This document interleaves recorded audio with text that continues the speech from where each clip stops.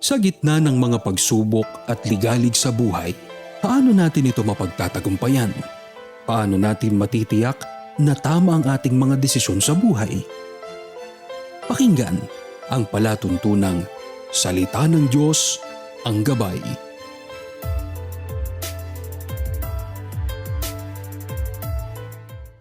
Magandang araw po sa inyong lahat, mga mahal po naming taga-subaybay. Muli po ninyo kaming makakasama sa pagkakataong ito. Ako po ang kapatid na Wally Taray. Ako naman po ang kapatid na Vincent Valdez. Kamusta na po kayo? Sana'y nasa mabuti po kayong kalagayan. Saan mang panig ng mundo po kayo naroroon. At sa ating pagtalakay, kapatid na Wally, ay paglilingkod po nating muli sa ating mga listeners and viewers ang gabay o ang mga aral ng ating Panginoong Diyos na nakasulat sa Biblia. Tama yun, kapatid na Vincent, at itutuon natin ang ating pagtalakay sa pagkakataong ito tungkol sa relasyon ng mag-asawa, Opo. kung paano magiging matatag ang pagsasama ng mag-asawa at ikapagkakaroon ng matagumpay at maligayang sambahayan. At tatalakayin din po natin ang isa sa mga napakahalagang responsibilidad ng isang lalaking may asawa o lalaking meron ng pamilya. Ang pamilya, gaya ng alam natin, kapatid na Vincent, ay nagsisimula sa mag-asawa. Opo. At itinatag ng ating Panginoon Diyos ang institusyon ng pag-aasawa para sa kapakanan ng mga tao na kanyang nilalang, para sa kaligayahan at kapanatagan ng mga tao na kanyang nilikha. Totoo po yan.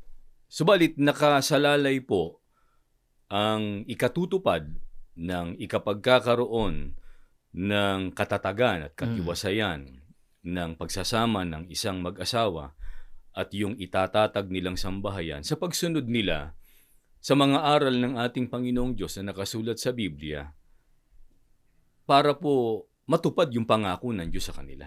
Mga mahal po naming taga-subaybay, ipaglilingkod po namin sa inyo ang mga aral ng ating Panginoon Diyos na dapat pong magsilbing gabay. Una ay ng mga lalaking may asawa sa pagtupad nila ng kanilang pananagutan. Opo. Ano ba ang pananagutan ng mga lalaki o ng mga ama ng sambahayan sa ikatatatag ng kanilang pamilya? Basahin po natin ang sagot ng Biblia sa 1 Timoteo 5:8, ganito po ang nakasulat. Ngunit sino mang hindi sumusustento sa sarili niyang mga kamag-anak kapag sila'y nangangailangan, at lalo na sa sarili niyang pamilya, ay tumalikod na sa pananampalatayang Kristiyano, masahol pa siya sa isang pagano. Ang isa po sa mga pangunahing pananagutan ng isang lalaking may asawa o may pamilya na ay yung sustentuhan o i-provide yung pangangailangan ng kanyang pamilya. At gaya ng ating narinig na sinasabi sa Biblia, kailanman at ang isang lalaki o ama ng sambahayan ay hindi nagsusustento o ibinibigay o ipinuprovide ang pangangailangan ng kanyang sambahayan, Opo. masahol pa niya siya sa isang pagano at ganon din, masahol pa siya dun sa tumatalikod sa pananampalataya. Opo. Alam po natin na masama ang tumalikod sa pananampalatayang Kristiyano. At masama rin ang maging isang pagano sapagkat ang paganismo ay pagsamba sa Diyos-Diyusan o yung tinatawag na pagiging idolatriko. Pero dapat nating mapansin kung yung mga gawang yan ay hindi ikaliligtas, mas masahol pa niya rito yung hindi sumusustento dun sa pangangailangan ng kanyang pamilya. Kaya nga, bago lumusong sa buhay may asawa, ang isang lalaki, ano ang dapat muna niyang matiyak, kapatid na Vincent? Dapat meron siyang kakayahan, kapatid na Wally, at sa atin pong mga listeners and viewers, na matugunan yung pangangailangan ng kanyang itatatag na pamilya mula dun sa kanyang mapapangasawa at dun sa kanilang magiging mga anak na siya ay magiging good provider. Hindi yung iaasa lang sa ibang tao, sa magulang niya halimbawa, o kaya dun sa magulang ng kanyang mapapangasawa o dun sa tinatawag na biyenan. Paano ba kung ilarawan ng Biblia ang hindi tinutugunan ang pananagutang ito bilang isang ama ng sambahayan? Ano ba ang paglalarawan ng Biblia doon sa isang lalaking may asawa na hindi tinutupad ito, hindi niya sinusustentuhan o hindi ipinuprovide yung pangangailangan ng kanyang pamilya? Ito rin po sa unang Timoteo 5:8 sa ibang sali naman po ng Biblia natin basahin. Pakinggan po natin ang nakasulat.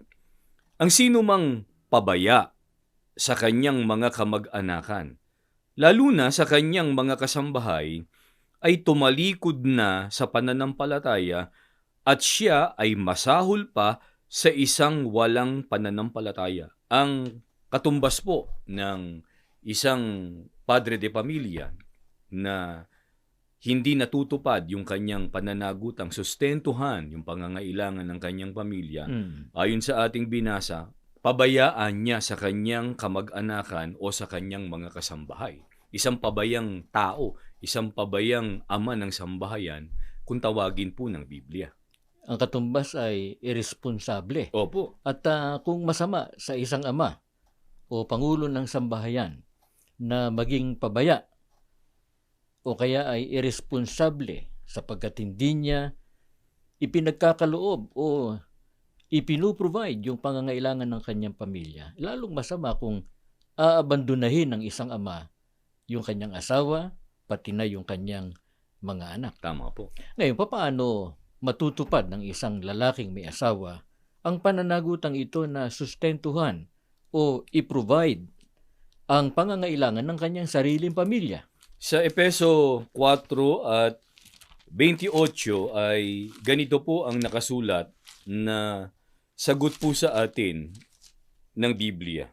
Ang magnanakaw ay huwag nang magnakaw. Sa halip, magtrabaho siya at gamitin ang kanyang kamay sa anumang gawaing marangal upang may maitulong sa mga nangangailangan. Para po matugunan ng isang ama ng sambahayan ang kanyang obligasyon na sustentuhan o i-provide ang pangangailangan ng kanyang pamilya, ang sabi po ng Biblia, dapat anyang magtrabaho siya at gamitin ang kanyang kamay sa anumang gawaing marangal. Kaya yung isang lalaking lulusong po sa buhay may asawa, dapat meron pong isang matatag na pinagkakakitaan. Masipag sa pagtatrabaho, sa paghahanap buhay, para meron siyang itutustos doon sa pangangailangan ng kanilang sambahayan. At dun sa mga sumusubaybay sa atin na mga kabataan, darating ang panahon na kayo ay lulusong sa buhay may asawa. Kaya habang bata pa, habang nag-aaral pa lang, ang pinakamabuting magagawa ng mga kabataan ay pagbutihin ang pag-aaral. Dahil malaki po ang kinalaman ng pagkakaroon ng isang matagumpay at maayos na edukasyon para makasumpong ng matatag na hanapbuhay. Totoo po yan. Kaya, hindi dapat na masumpungan yung mga kabataan na pinababayaan yung kanilang pag-aaral, nagbubulakbol. Opo. Sapagkat malaki ang kinalaman yan para sa kanilang kinabukasan. Sana matawagan ng pansin yung ating mga listeners and viewers, lalo na nga po yung mga kabataan na nagpaplano na sa hinaharap ay lumusong din sa buhay may asawa. Kanina dun sa talatang binasa natin, kapatid na Vincent, ay binanggit dyan na pananagutan ng isang lalaking may asawa o ng pangulo ng sambahayan na tulungan yung mga nangangailangan. Opo. Sino ba yung tinutukoy niya na nangangailangan? Pangunahin na po sa mga nangangailangan, siyempre yung sarili ng mismong ama Oo. ng sambahayan. Pagkatapos yung kanyang asawa. At kung meron na silang anak, lalo na kung higit sa isa yung kanilang magiging mga anak, merong mga pangangailangan yun na kailangang matustusan at matugunan. Ano-ano ba yung mga pangangailangan na yon? Ang tinatawag na mga basic necessities, halimbawa po, pagkain, yung pananamit, Mhm. yung maayos na tirahan, at pag nasa sapat na edad na yung anak, kailangan siyempre papag-aralin. Mhm. So, yung Importante yan. Opo, edukasyon. Kasi nabanggit nyo nga kanina, kailangan ng mga kabataang merong maayos na edukasyon para pag sila naman lulusong sa buhay may asawa, meron silang maayos na pagkakakitaan. Mhm. Ganun din, merong mga tinatawag na utilities. Oo, lalo na sa panahong ito. Opo, mga Importante bayarin. yan. Katulad halimbawa ng kuryente, tubig, at isa sa mga essentials ngayon, yung internet. Mhm. Opo. Pagka walang internet, aburido yung mga miyembro ng pamilya. Opo. At yung healthcare, yung para sa pangangailangan tungkol sa pangangalaga sa kalusugan. At higit sa lahat, sa panig natin ng mga kaanib sa loob ng Iglesia ni Cristo, ay yung may kinalaman sa ginagamit natin sa paglilingkod sa atin pong Panginoong Diyos at sa ating mga pagsamba sa Kanya. Sa makatwid, ang isa sa pangunahing obligasyon ng ama o pangulo ng sambahayan ay ang financial stability o financial security ng kanyang pamilya.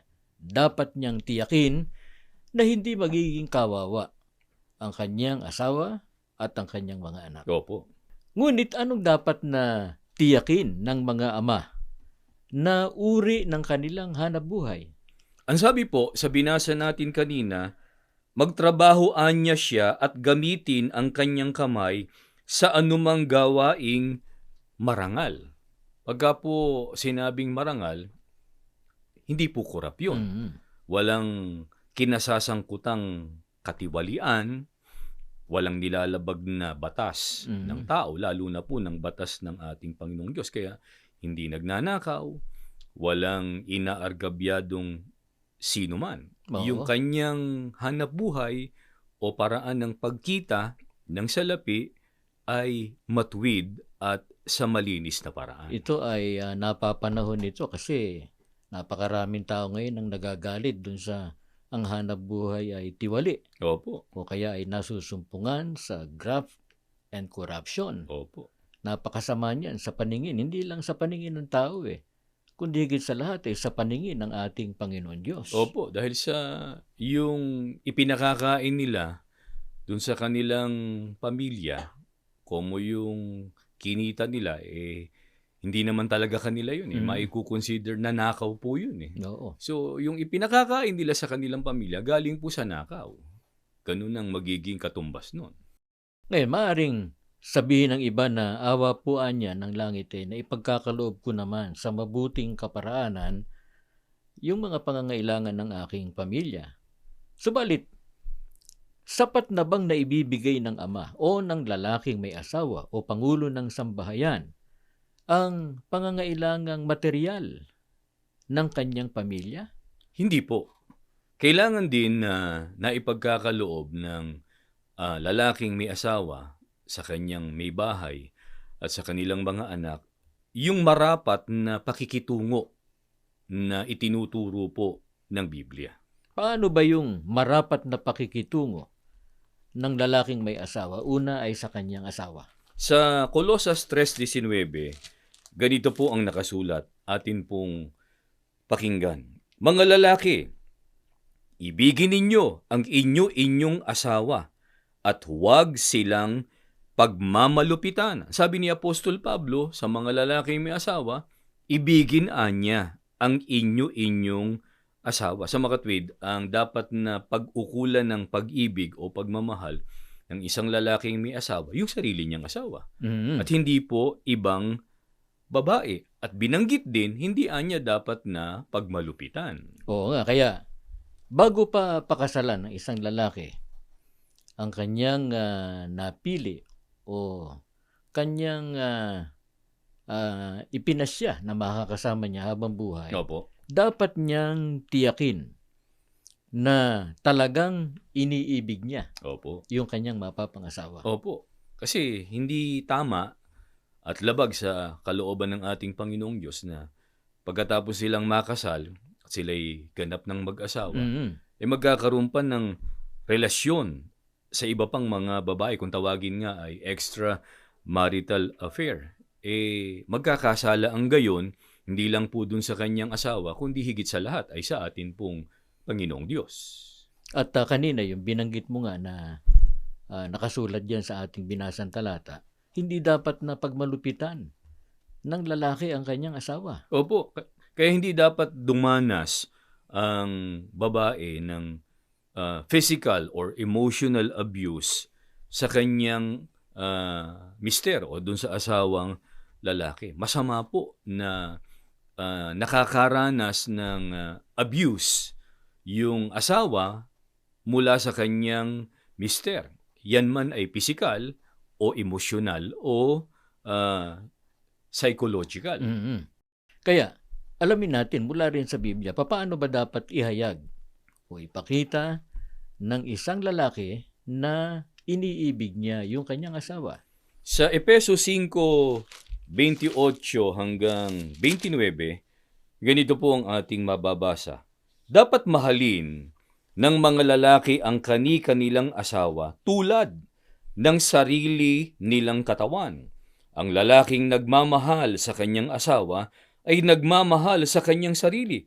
Walang taong namumuhi sa sarili niyang katawan, bagkus ito'y pinakakain at inaalagaan, gaya ng ginagawa ni Kristo sa iglesia.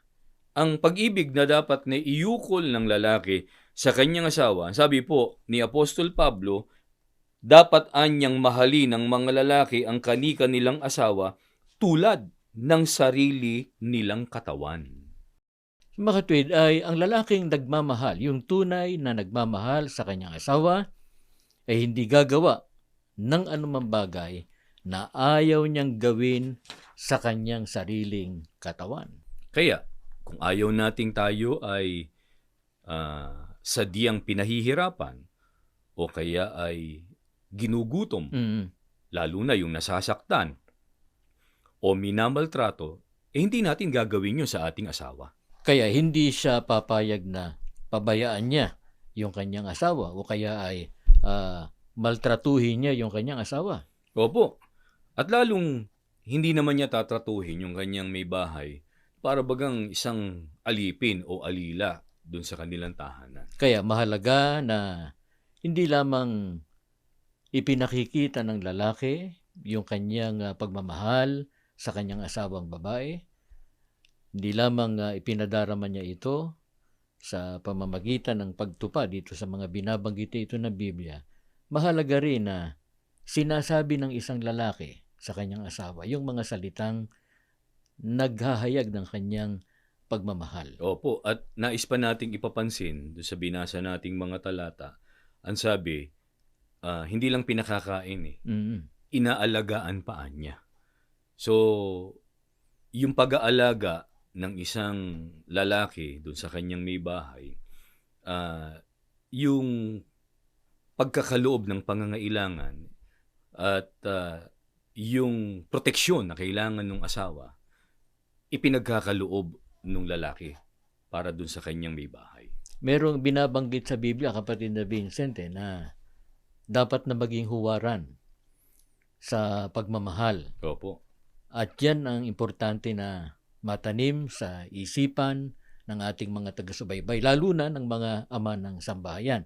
Sino ba yung dapat natularan sa marapat na pagmamahal sa asawa? 5:25 dito pa rin po sa Efeso, ganito po ang nakasulat. Mga lalaki, ibigin ninyo ang inyo-inyong asawa, gaya ng pag-ibig ni Kristo sa iglesia. Inihandog niya ang kanyang buhay para rito. Ang dapat pong tularan ng lahat ng lalaking may asawa sa pagmamahal sa kabiyak ay ang ating Panginoong Hesukristo. Sabi ni Apostol Pablo, mga lalaki, ibigin ninyo ang inyo-inyong asawa gaya ng pag-ibig ni Kristo sa iglesia.